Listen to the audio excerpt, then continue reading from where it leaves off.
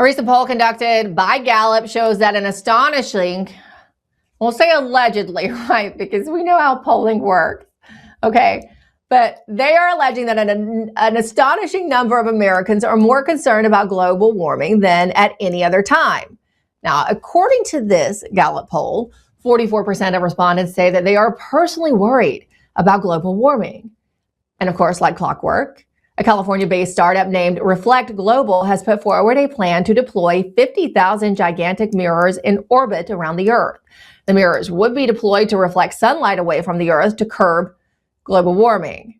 Scientists from around the world have rallied to oppose this proposal from Reflect Global, claiming that such a move would threaten all life on Earth. One cheeky European scientist likened the proposal to a scheme from a James Bond villain. Join us now to help us understand all the ways that this is a terrible idea. And a long line of bad ideas put forward by our so-called elite is Gregory Wrightstone. He's a senior fellow at the CO2 Coalition, the author of the book, A Very Convenient Warming, How Moderate Warming and More CO2 Are Benefiting Humanity. Gregory, it's good to see you again. It's been a while. It's going to be back on with you, Emerald. And you know what? They've got it exactly backwards. We don't have this horrible climate crisis by almost every metric you look at.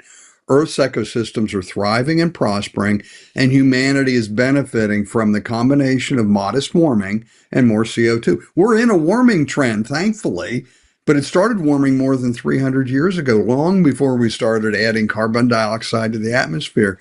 And then that carbon dioxide is just turbocharging crop growth. We're breaking records year after year after year, country after country, because of warming and more CO2. And what they're doing by launching these satellites, what they're planning is a company by the name of Reflect Orbital, a California startup.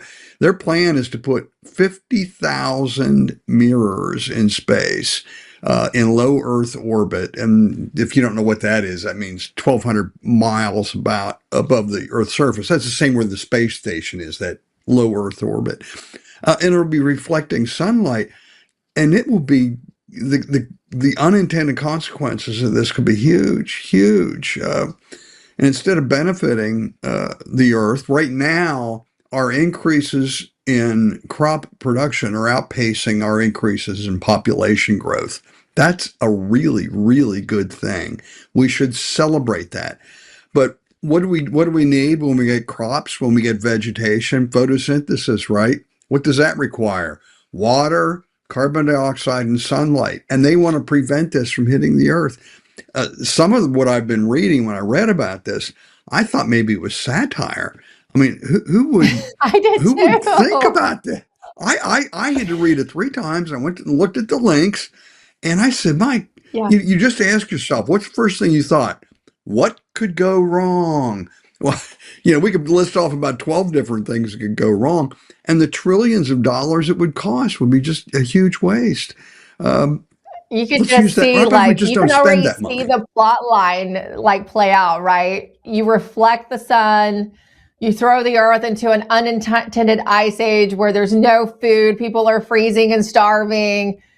They're at the very least dying of seasonal depression because you're in constant gloomy, cold winter. But you know what we realize is nothing is new under the sun, including the idea of reflecting the sun with mirrors, because my colleague, Brendan Weichert, reminded me that this was apparently an idea that was pitched back even as early as the 90s. So it's not necessarily a novel idea, albeit it is a bad idea, Greg.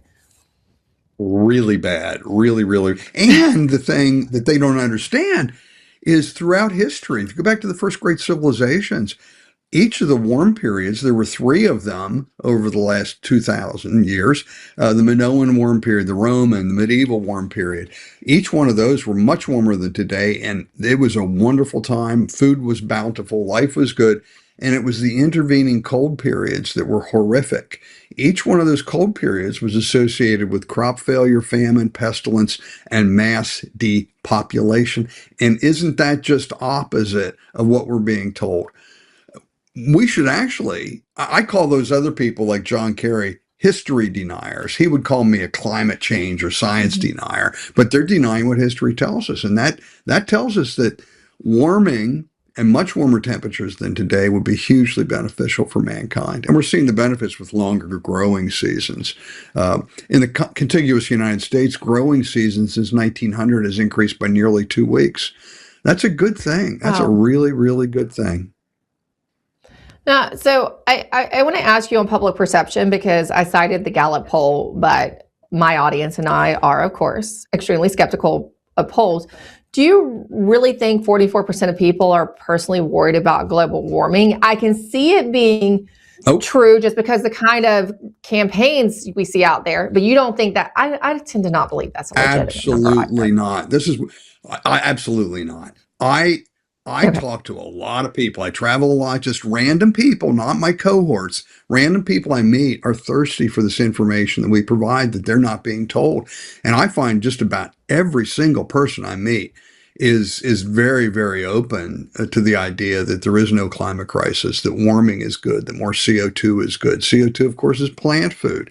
I don't see that at all. Again, I travel a lot, talk to a lot of people, just random people, and they are all very, very interested in the story that we have to tell. And it's a fact-based narrative that we provide, and people are very open to it. And we're winning this war against the disinformation that's out there. Well, we'll file this under the globalist dumbest ideas and just add it to the list. I mean, I put it right there with the suggestion of nuking the moon decades ago. Gregory Wrightstone, it's so good to see you again. Thanks for joining us to make fun of it, but also raise awareness, because they will try. As absurd as it sounds, we have learned they will certainly try, won't they? Absolutely right, Emerald. Thank you.